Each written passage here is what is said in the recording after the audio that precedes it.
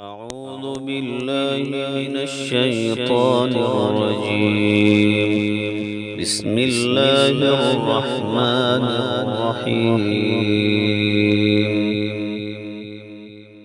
قالوا ادع لنا ربك يبين لنا ما لونها قال إنه يقول إنها بقرة صفراء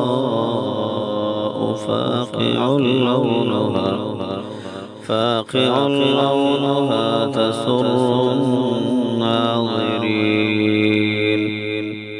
قالوا ادع لنا ربك يبين لنا ما هي إن البقرة شابه علينا وإنا إن شاء الله لمهتدون.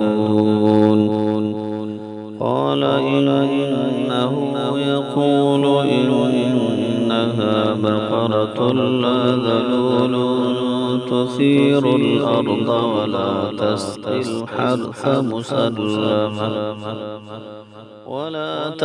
الحرث مسلمة لا شية فيها.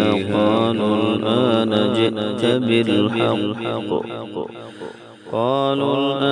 جئت بالحق فذبحوها وما كادوا يفعلون.